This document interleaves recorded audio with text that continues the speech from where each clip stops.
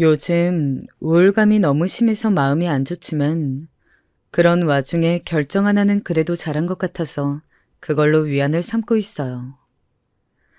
다들 살다 보면 꼭 선택을 해야 될 때가 있고 그게 옳은지 아닌지 몰라서 불안하실 때가 있잖아요. 저에겐 그게 결혼이었답니다.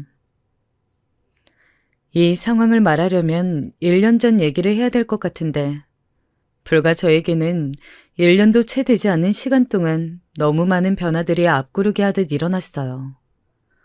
저도 혼란스럽고 제 주변도 다들 놀라있지만 모두 제 눈치를 보기 바쁜지라 딱히 말들은 안 하고 있어요. 일단 저는 1년 전 한 남자를 만나게 되었어요. 그리고 아주 뜨거운 연애를 하고 그 안에 별의별 우여곡절을 다 겪으면서 결혼을 결심하게 되었는데요. 당시에 저와 남편은 31살, 35살의 남녀로서 연애를 이어가게 되었어요.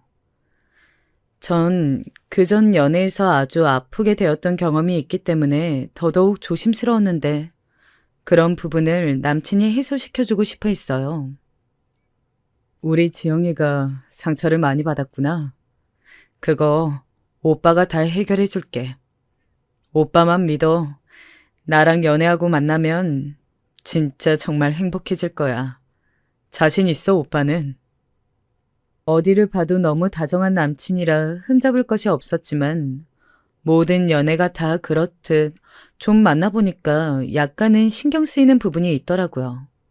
바로 가끔씩 연락이 안 된다는 것이었어요. 다름 아닌 밤 시간에 말이에요. 처음에는 좋아하는 감정들이 너무 커서 그냥 잘 지냈었지만 시간이 지나면서 저도 약간은 물어보게 되었어요. 오빠, 어젯밤에는 왜 그렇게 연락이 안 됐어? 나 근처 마트 갔다가 오빠 뭐 사다 줄까 해서 밤 9시쯤 전화했었는데 계속 전화 안 받더라고. 일찍 잤던 거야? 그랬더니 남친은 그제서 생각이 났는지 꽤나 피곤한 목소리로 말을 하더군요. 아, 그때 지영이가 전화했던 거야? 나 요즘 일이 너무 바빠서 정말 정신없이 잠들어 있었어. 연락 못 받아서 미안해. 걱정했었겠다. 근데 또 이렇게 말을 들으니까 약간 머쓱한 게 초등학생 아들도 아니고 30대 중반을 넘은 남친이 연락이 안 된다고 걱정하는 것도 좀 웃기잖아요. 굳이 신경 쓸 건 아닌데 중간중간 맥이 뚝뚝 끊기는 연락이 약간은 마음에 걸리더라고요. 그리고 이런 패턴은 갈수록 일정하게 이어져서 불만인 와중에 약간은 다투기도 했었어요. 앞서 말했지만 저도 약간은 예민했던 것 같기도 하고요. 오빠, 왜 맨날 밤만 되면 연락이 안 돼? 얼마 전에 친구들 만나러 간다더니 그때도 내가 몇 번이나 전화 걸었는데 안 받더라? 내가 연락 안 되면 답답해하면서 왜 오빠는 그래? 사실 우리의 연애는 꽤 불타올랐고 매일 만나서 그런지 서로가 좀 편하게 느껴지기는 했는데요.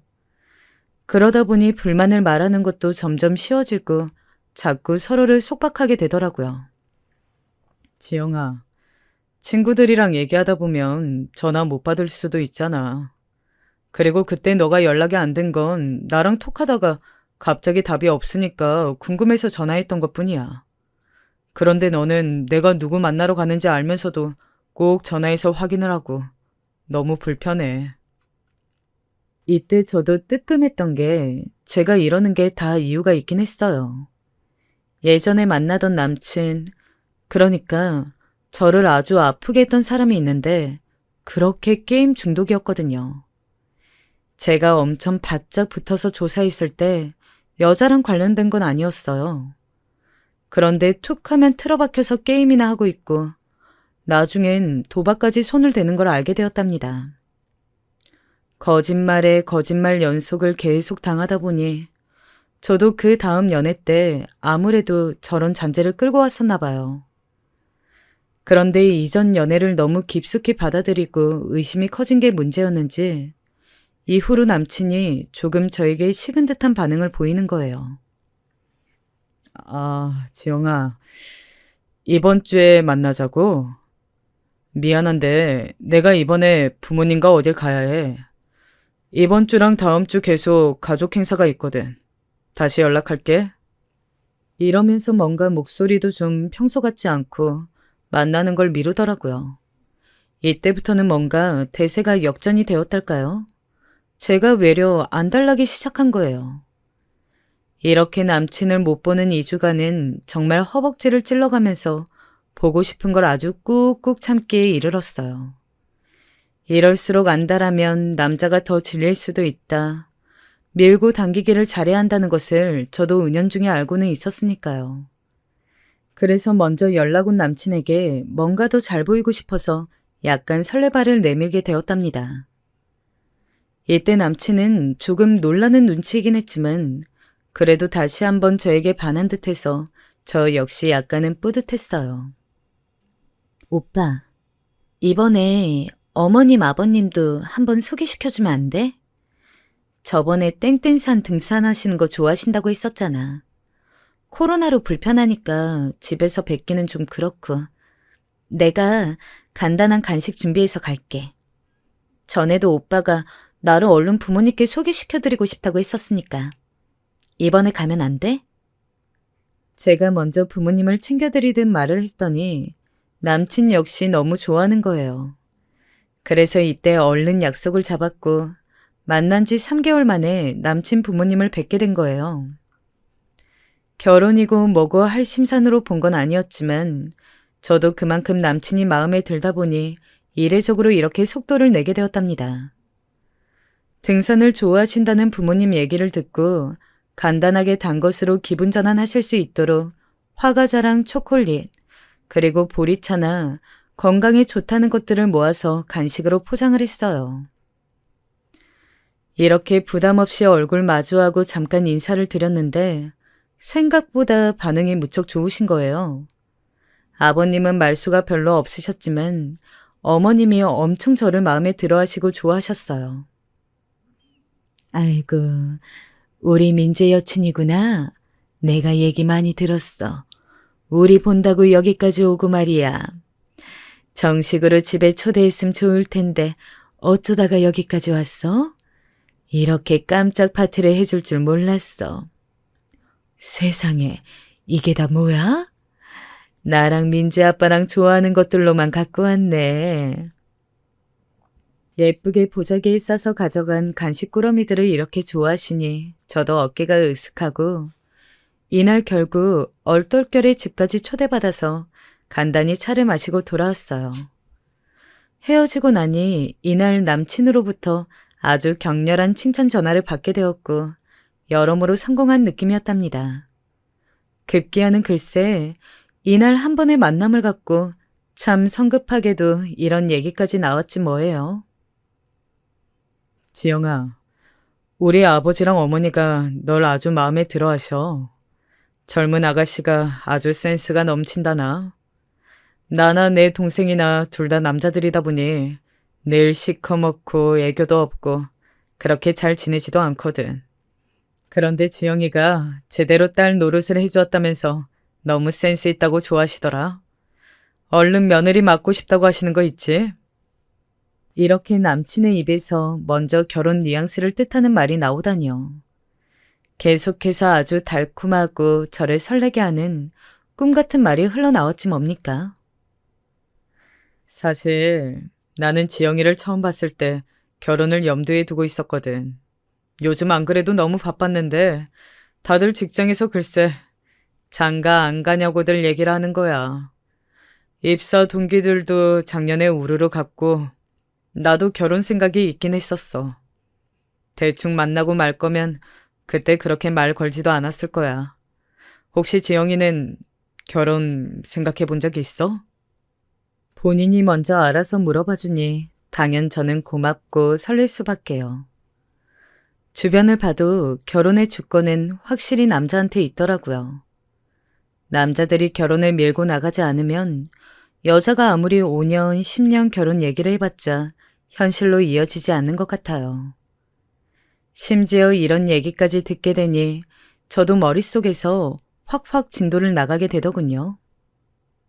부모님은 나보고 30대 중반을 넘기지 말라고, 그보다 더 늦게 갈 생각이면 독립하라는 말까지 하셨었거든. 우리 집 근처에 집도 작게 얻어두고 부모님이 세를 주신 상태야. 내가 장남인데 여지껏 결혼 생각도 안 하고 여자도 안 만나고 있으니 너무 답답하셨나 봐. 자꾸 그런 식이면 저 집을 내 동생을 먼저 준다는 등 아주 협박을 엄청나게 하셨다니까. 얘기를 들어보니 남친은 이미 집이며 다 준비가 되어 있고 그냥 얼른 대상자만 만날 생각을 하고 있었더군요. 이후 조금은 생각해보겠다고 튕기기는 했지만 우리 집에 알리니 다들 놀라시는 분위기였답니다. 특히 엄마가 엄청 놀랐어요. 제가 연애하는지도 모르고 계셨거든요. 어머, 얘 좀 봐. 만나는 남자애가 있었어? 그런데 냅다 결혼까지 하자고? 뭘 얼마나 만났는데 벌써 결혼이야? 엄마 말도 맞기는 하지만 뭐 오래 만났다고 다들 결혼하는 것도 아니고 이 정도 서로 감정을 주고받았으면 괜찮지 않나 싶었어요. 아빠도 어느 정도 동의하시는 분위기였고요. 우리 집에서는 제가 막내다 보니 부모님은 좀 더 오래 데리고 싶으셨지만 막상 시집갈 분위기가 되니 반대는 안 하시더군요. 그러다 보니 어느새 이야기가 속전속결로 이어지게 된 거예요. 만난 지 1년도 안 되었는데 결혼하는 흐름으로 가게 되었답니다. 바로 그 다음 달에 양가 상견례까지 어색한 분위기에서 마치게 되었고 그래도 각각 다들 인상은 좋다는 식으로 훈훈하게 마무리가 되었어요. 이후로는 식장을 잡고 혼수, 가전 준비며 이것저것 관련된 모든 것들을 따져보다 보니 진짜 바빠지더군요. 신경 쓸 게 너무 많은데 시간은 없고 저나 남친이나 둘 다 직장에 매여 있다 보니 어째 맨날 연락은 비슷한 주제로만 하게 되었어요. 저기 오빠, 아직 코로나로 해외 신혼여행은 무리겠지? 우리 그럼 제주도나 가야 할까 봐. 요즘은 제주도도 비싸더라. 이건 오빠가 좀 알아봐줘. 그리고 나는 가전으로 식기세척기랑 냉장고랑 로봇 청소기랑 하여간에 할 게 너무 많아. 이것도 고르는데 시간이 엄청 걸려. 이것도 내가 보내줄 테니까 오빠가 한번 같이 봐봐. 계속 이렇게 결혼을 위한 어떤 시스템 안에 들어가는 내용들만 건조하게 주고받게 되더군요. 그런데 더 최악의 상황이 있었으니 우리의 식장 투어에 어머니가 대뜸 끼셨다는 거예요. 나도 좀 가서 같이 보자. 이런 건 어른들 눈썰미도 중요한 거야. 사실 결혼식은 니들 손님 아니고 부모님들 손님이잖니. 사돈도 내가 대신 봐드리면 좋아하실 거다. 안 그러니 지영아? 이러시면서 갑자기 아무런 연락도 없이 남친 차에 같이 타고 오신 거예요. 남친은 저한테 이런 말을 일체 하지도 않았거든요. 웨딩 플래너님도 우리 시어머니가 따라다니는 것을 약간은 별스럽게 여기시긴 하더군요. 어머, 이런 케이스가 있기는 한데 아까 보니 시모님 취향이 꽤 까다로우신 것 같던데요. 신부님 조금 고생하시겠어요. 제가 아무한테나 이런 말 하진 않아요. 이런 말을 들으니까 또 괜히 싱숭생숭한 거예요. 왜 어머니는 그렇게 덜컥 따라오신 건지, 또 왜 남친은 그런 얘기도 안 하고 어떤 중심도 안 잡아주는지 말이에요. 그러던 중 한참 시간 쪼개어 식장을 알아보다 결정을 했고 웨딩 촬영일이 잡혔는데요. 이때 저는 어머니에게 아주 기가 막힌 전화를 받게 되었어요. 저기 지영아, 우리 가족 사진 거기서 같이 찍으면 안 될까?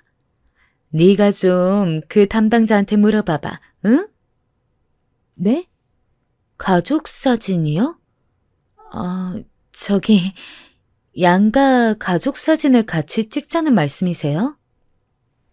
제 딴에는 당연히 가족 사진이라는 의미를 본인네만 지칭하시는 건 아닐 테고 상견례도 했으니 새삼 양가 같이 찍자고 하시는 건 줄 알았어요. 우리 둘 촬영만 해도 신경 쓸 게 많은데 너무 머리 아픈 거예요. 그래서 난감해하는데 어머니의 답은 너무나 의외였고 저를 약간은 짜증나게 하더군요. 아니, 아니, 무슨 말이야.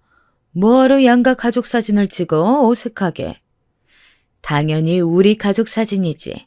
니네 아버님이랑 나랑 민재랑 정재랑 이렇게 넷이서 턱시도 입고 같이 사진 찍는 일이 없어. 사실 저번에도 찍으려다가 아이고 내 정신이야. 여기서 어머니는 뭘 실수하신 양 말을 갑자기 막 돌리시더라고요. 아무튼 그건 그렇고 무슨 예비 시댁 식구들이 거기서 한켠에서 넷이 나란히 사진을 찍겠다는 건가요? 그런데 사실 이보다 더 중요한 저 말 안에 숨어있는 어머니의 칠칠 맞은 실수를 눈치챘어야 했는데 아주 나중이 되어서야 비로소 알았지 뭐예요. 아무튼 이 당시에 전 순진하게 그냥 저 말에만 짜증이 나 있었고 남친을 통해서 애둘러 말을 했어요. 오빠가 좀 어머니한테 말씀 좀 드려줘. 이게 뭐야? 우리 웨딩 촬영만 해도 드레스 고르고 정신이 없다고. 내 친구들 와서 이때 같이 사진도 찍기로 했잖아. 그런데 갑자기 어머님이랑 아버님이랑 도련님 오시면 내가 신경 쓸 게 너무 많은데. 이건 못하겠다고 말씀드려줘. 이때 남친은 좀 당황스러운 표정을 짓더니 아무래도 제가 너무 곤란해 보였는지 알겠다고 하더군요. 그래, 너가 많이 불편한가 보다. 어머니께는 내가 말씀드릴게. 걱정 안 해도 돼. 또 사람 기분이 왜 그런지 몰라도 이렇게 바로 받아들여서 수긍해주는 모습을 보니까 마음이 약해지는 거예요. 내가 너무했나 싶고 이후로 조용한 어머니를 보니 좀 실망하신 것 같기도 하고요.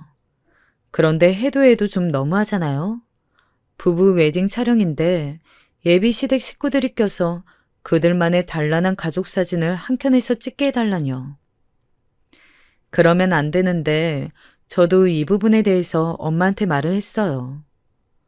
엄마는 흥미롭게 들으시더니 점점 듣다가 어라? 이것들 봐라? 하는 반응을 보이시더군요. 아주 웃기고들 있네.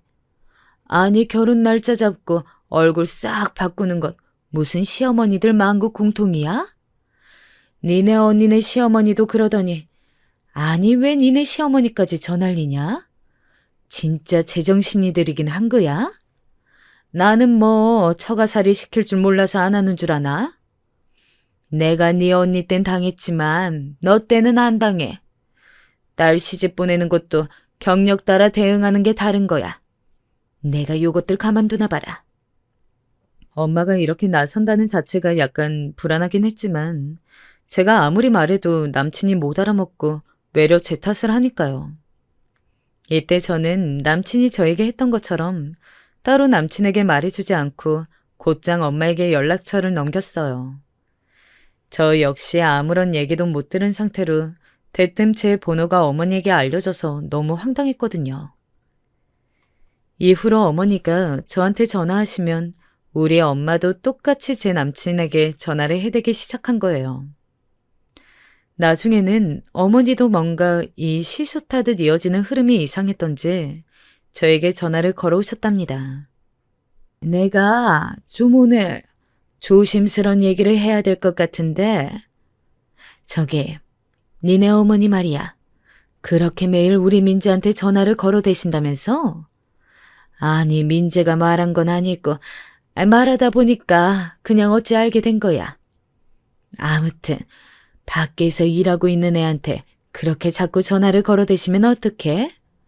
이런 건 네가 중간에서 좀 말씀을 드려야 될 거 아니야. 저도 감정이 있고 엄연히 똑같은 사람인데 솔직히 좀 못 참겠더라고요.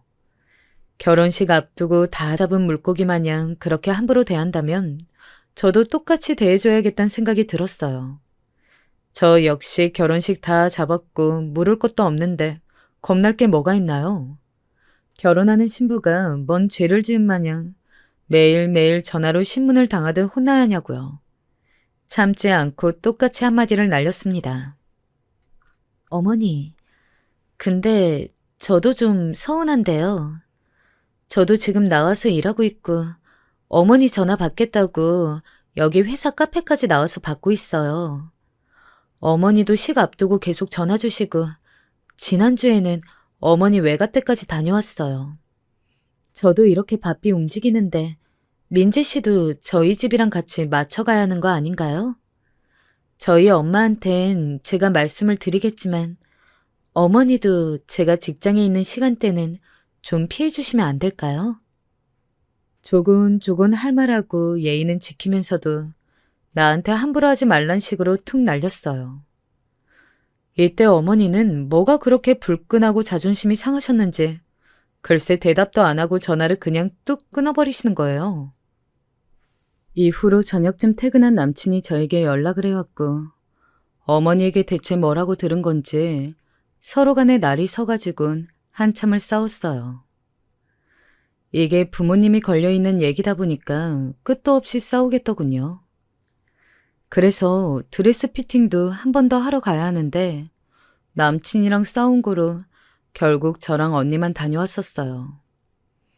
그러다 보니 점점 우울해지기도 하고 이 결혼을 내가 정말 해야 되는지 모르겠는 거예요.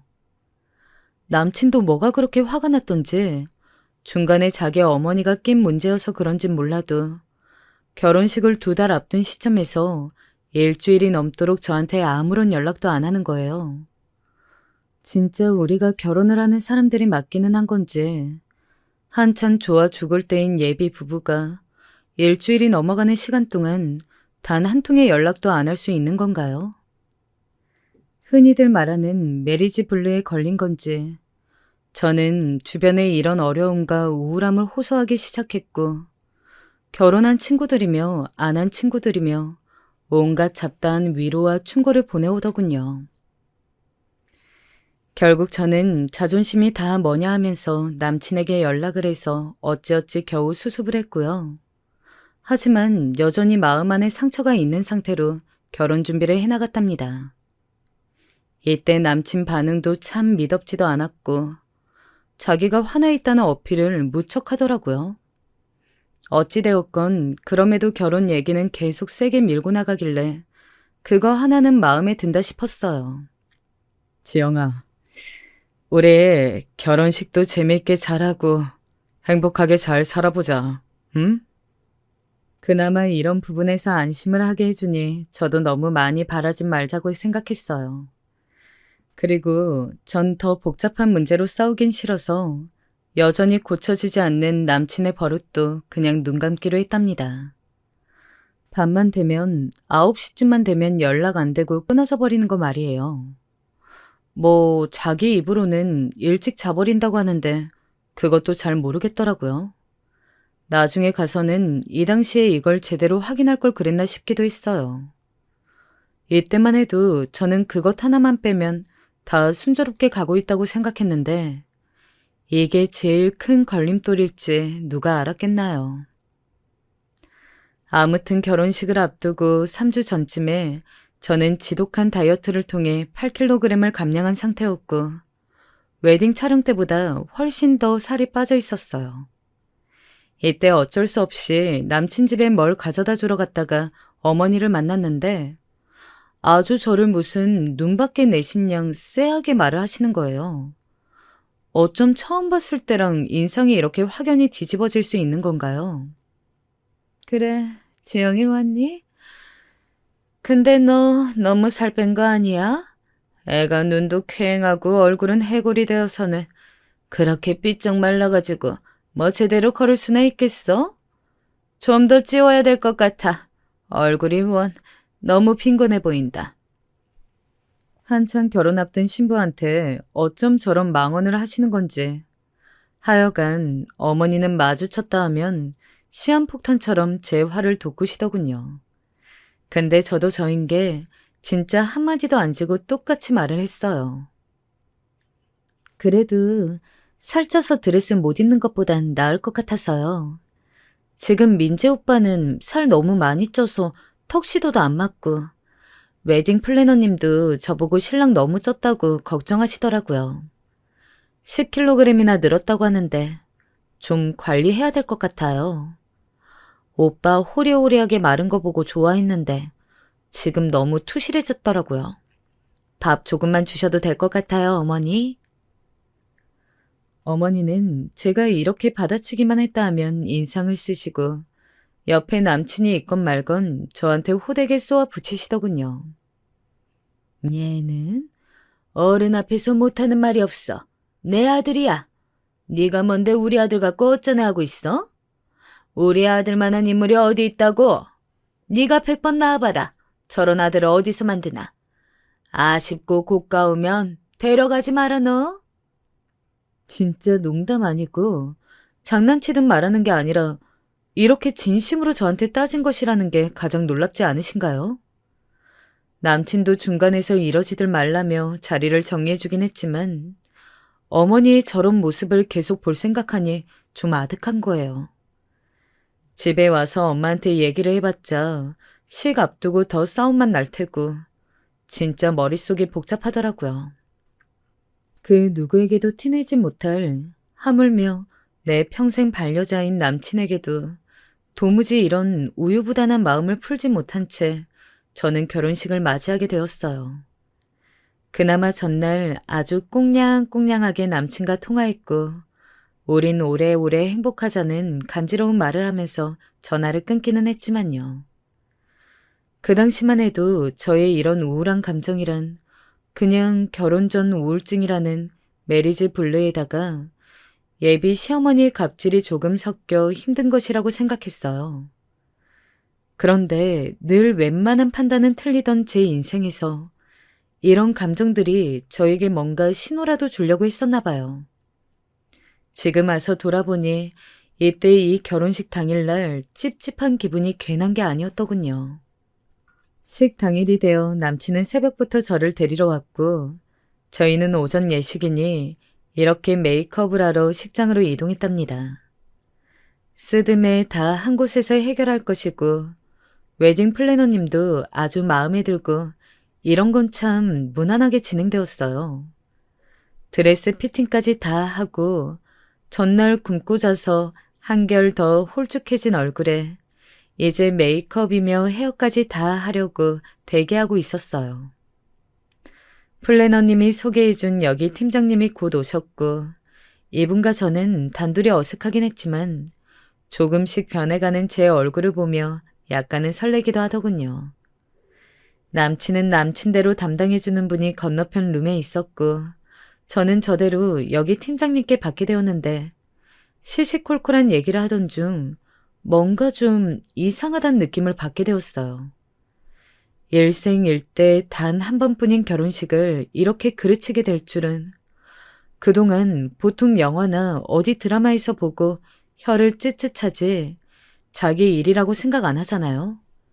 하여간 너무 얼얼한 상황에 놓이게 되었답니다. 일단 이건 그 팀장님이 한 말이에요. 신부님이 쌍꺼풀 없이 눈이 큰 편이네요. 속눈썹 붙이면 자연스럽게 생기면서 더 커질 거예요. 웨딩 촬영 때는 메이크업 어떻게 하셨어요? 이때 저는 정말 별 생각 없이 핸드폰을 꺼내어서 제 웨딩 촬영 때 사진을 찾아냈고 이러이러하게 했다고 보여드렸을 뿐이에요. 그런데 팀장님이 얼핏 보고 다시 작업을 하시려던 차에 잠깐 제 얼굴을 다시 보더니 핸드폰을 달라는 거예요. 왜 그러세요? 아니, 저기요, 잠깐만요. 어머, 웬일이야? 신랑이에요? 옆에 있는 사람이 신랑? 예비 신랑이에요? 오늘 결혼하는 분이라고요? 네. 그런데 왜 그러시는 건지. 메이크업 담당 팀장님 반응이 너무 이상한 거예요. 왜 남의 신랑 갖고 이래저래 뭐라 하는 건지 그렇게 관심 가질 일도 아닌데 말이에요. 그런데 이분은 들고 있던 메이크업 도구를 내려놓고 잠깐 허리를 짚더니 머리를 몇 번 쓸어 넘기면서 한숨을 쉬는 거예요. 마치 아주 기분 나쁘게 누가 보면 무슨 제 남친과 개인적으로 뭐 알기라도 한 것 마냥 아는 체 하든 말이에요. 저기, 왜 그러시는 거예요? 여기서부턴 저도 약간 기분이 나빠서 좀 쏘아붙이듯 말을 했어요. 이거 나중에 플래너님한테 항의라도 해야 하는 게 아닌가 싶었거든요. 대응이 뭔가 불편하게 느껴졌으니까요. 그런데 이윽고 다음에 들려온 말을 들은 뒤 항의를 해야 할 건 이 팀장님이나 웨딩업체가 아니라는 걸 알게 되었어요. 어떻게 이런 찝찝하고 불쾌한 얘기를, 아니, 보통 난리도 아닌 이야기를 듣게 되었을까요? 처음 들었을 때는 저는 이 분노를 어디에 풀어야 할지 도통 그 주체를 찾을 수가 없었어요.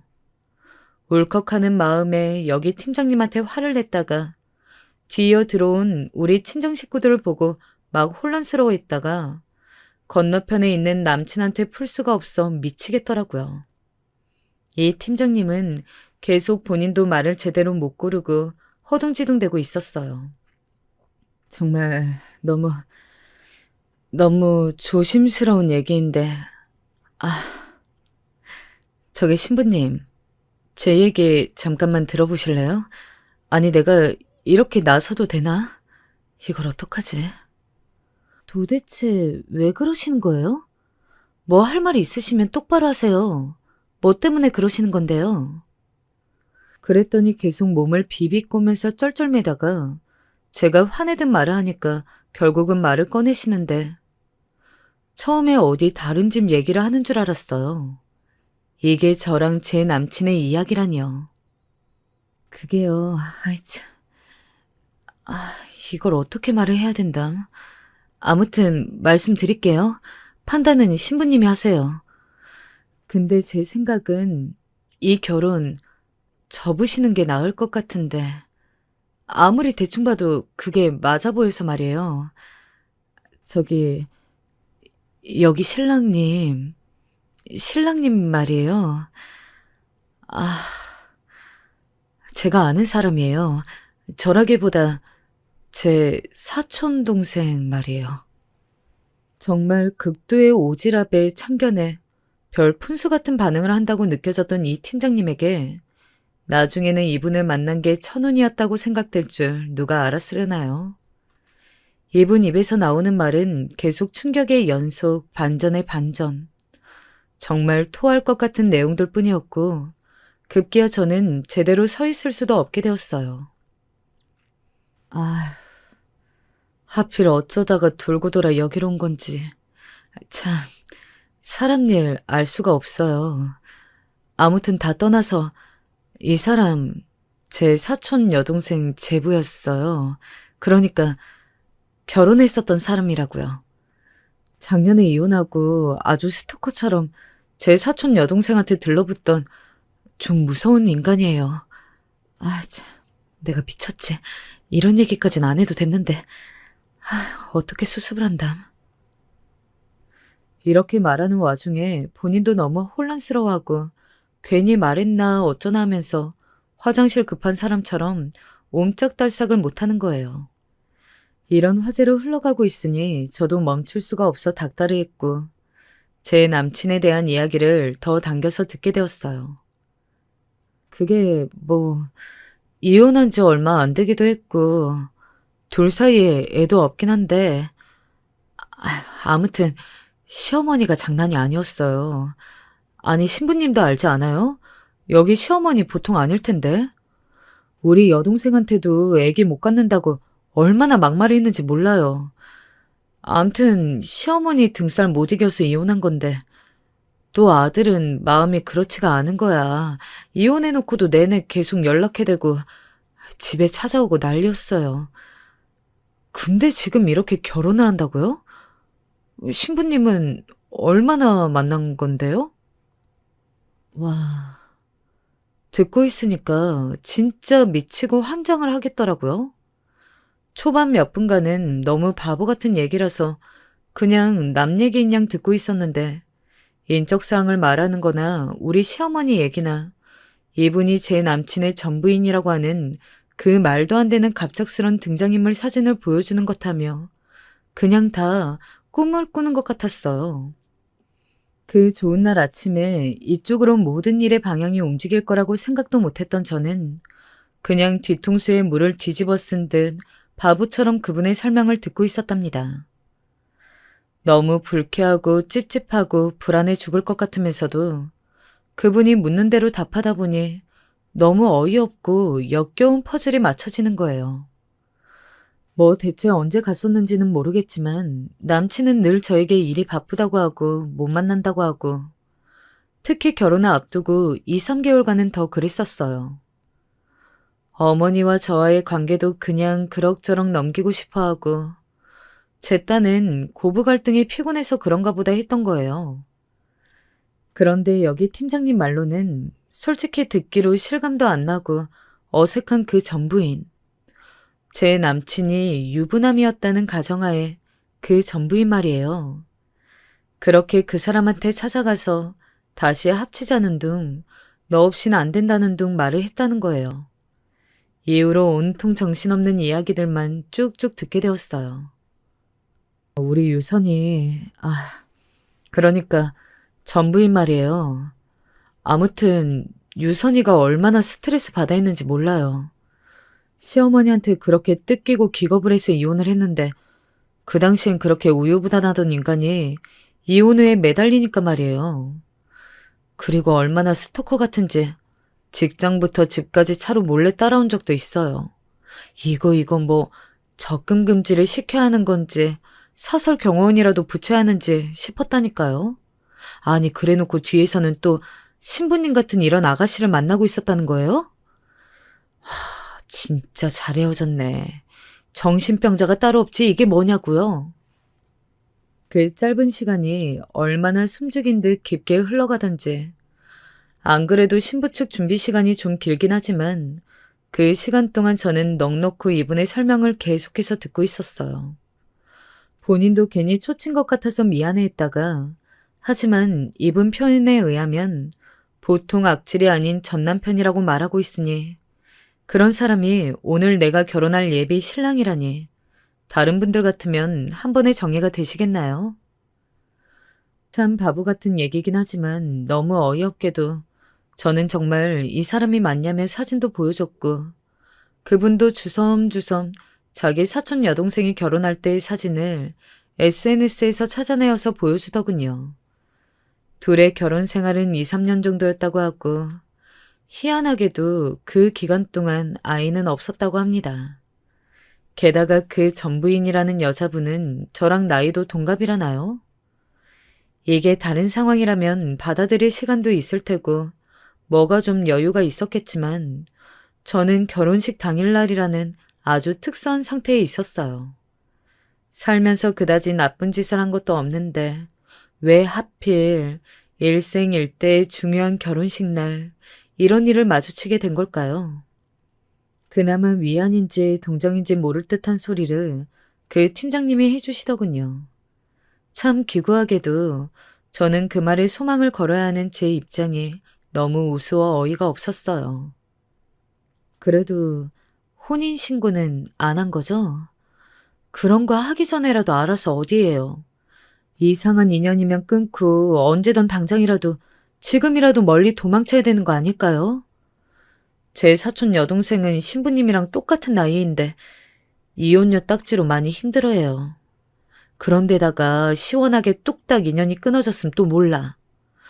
우리 이모 말로는 얼마 전까지만 해도 이전 사위가 집 앞에 찾아와서 그렇게 빌었다는 거예요. 다시 같이 살게 해달라고. 그것도 징글징글해 죽겠는데 결혼 준비를 하고 있었다고요? 이거 원 나도 어이없어서 우리 이모랑 여동생한테 말해줘야겠어요. 저는 여기까지 얘기가 끝난 이후 너무 머리가 아파서 드레스 피팅한 상태로 어정쩡하게 앉아 있었어요.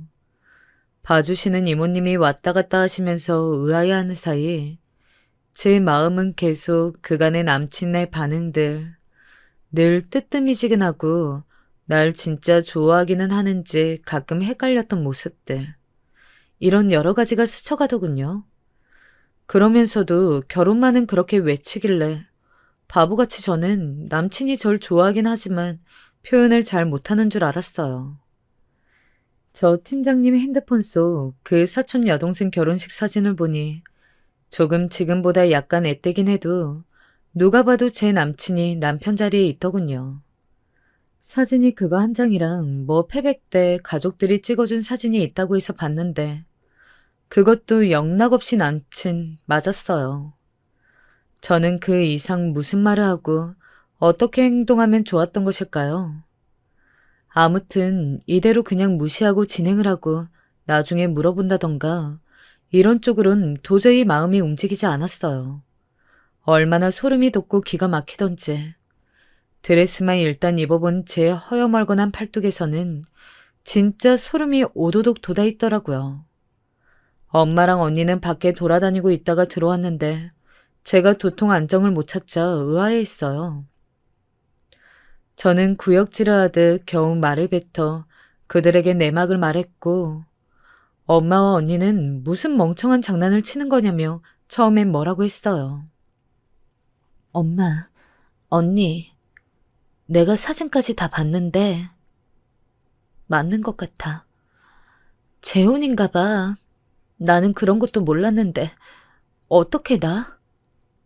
제 말에 엄마랑 언니는 좀 평소와 뭔가 다름을 느끼긴 했고 여차저차 결국 그 팀장님을 붙잡고 마구 물어댔어요. 이분도 일이 점점 커지니 약간 겁먹은 것 같기도 했지만 잘못한 일은 아니라고 여겼던 건지 우리 엄마와 언니에게도 똑같이 사진을 보여주더군요. 저와 엄마, 언니는 셋이서 나란히 그러고 서서 이러지도 저러지도 못하고 있었어요. 아직 결혼식장까지 움직이지도 못했고 여기는 그냥 메이크업하러 온 곳일 뿐인데 전 얼른 준비 끝마치고 식장으로 이동해야 하는데 말이에요. 엄마와 언니는 전날 밥도 잘 못 먹고 어지러워했던 제가 걱정되어서 굳이 오지랖 떨며 극성맞게 여기까지 따라온 건데 셋 다 완전히 머릿속이 정지가 되어서는 어쩌지를 못하고 있던 거예요. 일단 저는 평상복으로 갈아입고 그대로 나갔고 남친은 세팅을 다 끝낸 뒤라 새삼스런 얼굴로 절 쳐다보는데 그게 얼마나 역겹고 혐오스럽게 느껴졌는지 몰라요. 저도 뭔 생각으로 먼 기대를 갖고 물었는지 모르겠지만 일단은 대기실에서 대뜸 물었어요. 딱 떨어지는 제 한마디 질문에 남친은 아무 생각 없이 고개를 돌리다가 눈이 멈추더군요. 오빠, 차유선이라는 분 알아? 뭐? 저는 멍청하게 서서 줄줄 구구단을 외우듯 들은 얘기를 쭉 읊어버렸어요. 나이 나랑 동갑, 성동구 살고 이혼한 지 1년쯤 됐나? 오빠 얼마 전까지만 해도 그 집에 왔다 갔다며. 오빠 집보다도 더 자주 드나든다며. 이렇게 건조하게 말을 읊는 저를 보고 남친은 무슨 타임머신 타고 장소 이동이라도 하듯 무척 어리둥절한 얼굴을 하고 있었어요. 하지만 저는 남친이 평소와 다른 표정이라는 걸 알 수밖에 없었어요. 되게 긴장하고 겁에 질린 얼굴을 하고 그냥 똑같은 말만 되묻는 거예요. 그게 무슨 말이야? 그게 누군데? 어쭈, 심지어 누구냐고 모른 척을 하는 거예요. 하긴 그러니까 저한테 그동안 이런 방구도 없었고 어느 시간만 되면 툭 하고 연락이 끊기고 말짱하게 결혼 얘기를 하면서도 그 집을 드나들었던 것 같아요. 그보다 지영아, 왜 이러고 있어? 준비 아직 안 했어? 이렇게 답하는 남친에게 저도 모르게 순간 이성을 잃었나 봐요. 솔직히 이런 상황에 이성을 잃어도 좀 봐줘야 하는 거 아닐까요? 글쎄, 벌레 한 마리 잡아본 적 없는 제가 그대로 손이 나가지 뭐예요? 정말 순식간에 남친의 얼굴을 스쳐 지나는 제 손을 보며 저 역시 놀랄 정도였어요. 와, 오빠 제정신이야? 내가 우스워? 오빠 네 눈에 내가 그렇게 바보 천치 같고 호구 같아? 내가 모르길 바랬어. 평생 모르고 살 줄 알았어. 세상에, 하다못해 파혼도 아니고 이혼이잖아. 어떻게 이혼했던 걸 말을 안 해? 오빠 네가 인간이야? 남친은 얼굴은 잔뜩 화난 표정을 지으면서도 막상 대꾸는 또 못하는 거예요. 이 상황에 저는 우리 엄마와 언니가 예식장으로 가고 있다는 것을 알지 못한 채 전 저대로 남친에게 마구 쏟아붓고 있었어요. 누구 인생 말아먹으려고 작정했어? 네가 뭔데 나를 이렇게 속여가지고 그냥 결혼을 하려 들어? 나중에 혼인신고할 때나 말하려고 했어? 진짜 미친 거 아니야? 그리고 심지어 뭐? 얼마 전까지 저 여자 집에 들락거렸다며. 너 진짜 제대로 당해볼래? 와락 소리를 지르며 발을 쿵쿵 굴러대는 저 때문에 대기실은 시끄러워지고 플래너님은 뛰어와서 저를 말렸지만 모든 상황은 더 악화될 뿐이었어요. 옆 대기실에 있던 다른 예비 부부까지 나와서 쳐다보고 아주 그냥 난장판이었답니다. 남친은 꼴에 또 주변 눈치를 꽤 보는 사람이라 제발 조용히 하라고 했지만 그 와중에 남의 시선을 따지고 있는 모양새가 더욱 절 우롱한다는 생각밖에 안 들었어요. 옆에 있던 것들을 다 던져대면서 분을 토해냈지만 너무 기가 막힌 거예요. 오늘 초대한 사람들이며 여러 가지 것들이 머릿속에서 정말 복잡한 전선 마냥 얽히고 설켜 있었어요. 남친의 이런 반응을 보니 저는 확신이 올 수밖에요. 결혼식을 앞둔 신부가 신랑으로부터 사랑의 확신을 받아도 부족한 이런 날에 저는 이 인간이 다른 사람의 신랑이었으며 지금도 그 자리를 아쉬워한다는 확신을 가져야 한다뇨. 심지어 이 인간 하는 말이 아주 웃기지도 않아요. 이런 심성과 본세를 갖고 있으니 끝까지 모르는 척 이혼남인 것도 숨기고 전 부인한테 질척거리는 것도 숨기고 있었던 걸까요? 지영아, 일단 내가 설명을 할게. 너한테 얘기를 하려고 했어. 내가 왜 이걸 말을 안 하려고 했겠어. 당연히 해야지. 해야 하는데 어차피 혼인신고 나중에 할 때 알게 될 텐데 굳이 숨길 이유가 없잖아. 일단은 나는 우리 둘 사이에 더 집중하고 싶었어. 혹시 너가 상처받으면 안 되니까 내 개인적인 사정은 중요하지 않다고 생각해서 말을 안 했던 거야. 이게 말인지 방구인지 둘 중 뭐라고 보이시나요? 본인의 개인적 사정이라뇨. 무슨 취업하는 자리도 아니고 동업하는 관계도 아니고 혼인을 결정하는 사람들끼리 혼인 여부를 말을 안 해주면 어떡해요. 진짜 기절할 노릇이었는데 이 와중에 엄마한테 전화가 걸려온 거예요. 받을 기력도 없어 죽겠는데 하도 길게 걸려오길래 받았고 엄마는 확인을 해야겠다며 씩씩대시더군요. 지영이 너 말 똑바로 해봐. 진짜 맞아? 어? 이혼한 거 맞대? 확실해? 아, 확실하냐고! 저도 지금 개인 대 개인으로 전쟁을 감행하느라 정신이 없어 죽겠는데 엄마가 재차 묻는 말에 그냥 맞다고만 대답을 했고 그러고 전화를 끊어버렸어요. 계속 말 같지도 않은 말로 저를 더욱 골리기만 할 뿐인 남친을 보며 저는 손에 있던 것들을 다 던져가며 입 다물라고 악을 바락바락 썼어요. 안 그래도 몸매 관리한답시고 빼짝 말라서 손도 떨리는데 진짜 뒤로 넘어가겠더라고요. 대강 우리의 큰 대화로 사정을 들어버린 플래너님도 완전 숙연해지셔서는 아무 말도 못하셨어요. 그 길로 저는 택시를 타고 집으로 가려다가 엄마랑 언니는 예식장으로 가 있고 친척들도 얼마 안 있음 몰려오니 그쪽도 들리긴 해야겠는 거예요. 진짜 착잡한 마음으로 그 자리에 도착을 했는데 4층 홀로 올라가는 순간 입구에서부터 익숙한 목소리들끼리 시끄럽게 엉켜 있더군요. 설마 했던 우리 엄마와 어머니의 목소리가 맞았어요. 아이고, 이거 한나? 아이, 놓으라고. 아이, 놓으라고. 웃기지 마, 이 여편네야. 오늘 진짜 너 죽고 나 죽는 거야. 내가 그동안 참고 있었는데 너 아주 오늘 날 잘 만났어. 개망신 제대로 당해봐. 제 눈앞에서 펼쳐진 광경은 엄마와 어머니가 목소리만큼이나 어지럽게 얽히고 설켜 있는 모양새였어요. 저에게 대략적인 정황을 확인한 엄마는 너무나 천연덕스럽고 아무렇지 않게 예식장으로 걸어들어온 어머니를 보자마자 그대로 낚아채서는 온몸의 분노를 다 쏟아내고 있었던 거예요. 언니도 말리고 늦게 도착한 아빠도 말리고 보통 소란이 아니었지만 좀처럼 진압될 기미가 보이지 않았어요. 일단 저부터도 말리고 싶은 생각이 전혀 들지 않더군요. 남친에 대한 생각은 당연하거니와 그 언저리쯤 머물고 있던 어머니의 행동들이 눈에 들어오는 거예요. 아니, 본인 아들이 전부인 꽁문이 쫓아다니는 거 몰랐다고 치자고요. 그런데 적어도 본인 아들이 이웃남인 것에 대해 저에게 입도 뻥긋하지 않았어요.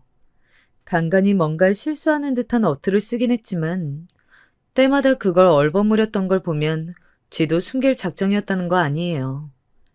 이날 어머니는 우리 엄마 손에 아주 신명나게 응징을 당했고 예식장 직원들이 뜯어말리고 겨우 떨쳐내고 나서야 조금 불길이 가라앉았어요.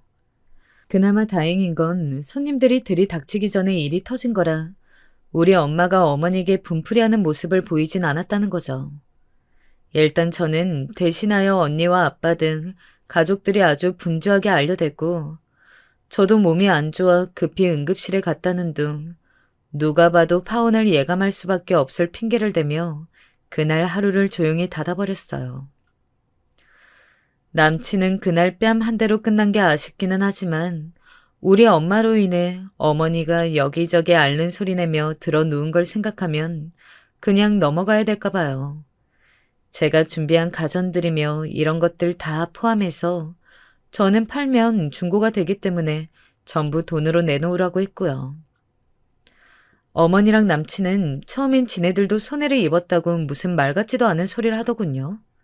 그런데 엄마가 전화를 뺏어서 아주 우악스럽게 경고를 했더니 지들도 나름 인간이랍시고 말이 들어가긴 했어요. 야, 니네가 사람이긴 하냐? 니네 집 주변에 대자보 써서 사기 결혼한 사기꾼 부모의 자식 새끼라고 써붙이기 전에 좋은 말 할 때 입 다물어. 나 니네 직장도 알고 니네 가게도 다 알아. 그리고 자네 엄마한테 전해. 네 자식 새끼 귀한 줄 알고 남의 자식 인생 생으로 잡아먹으려다가 네 자식이 먼저 굴러 떨어진다고. 헛수작 부리면 내가 진짜 자네 직장이며 자네 엄마며 가만 안 둘 거야. 경찰에 신고할까? 고소해? 그럼 누가 손해인데? 좋은 말 할 때 돈 주고 끝내던지 안 그러면 싸움 한번 길게 끌고 갈 건지 니들이 정해. 엄마의 말로 이 상황은 어찌저찌 정리가 돼요. 지금은 지지부진하게 돈을 나눠서 받고는 있는 상황이에요. 진짜 속된 말로 금융치료라고 그나마 돈이라도 얼마씩 돌려받고 있는 데다가 그 얄밉고 열받던 예비 시어머니가 우리 엄마한테 조금의 반항도 못하고 어마어마하게 당하던 모양새를 생각하면 그냥 차근차근 제 속에서 소화시켜 보려고 합니다. 시간도 걸리고 여전히 아리날이 나쁘겠지만 말이에요.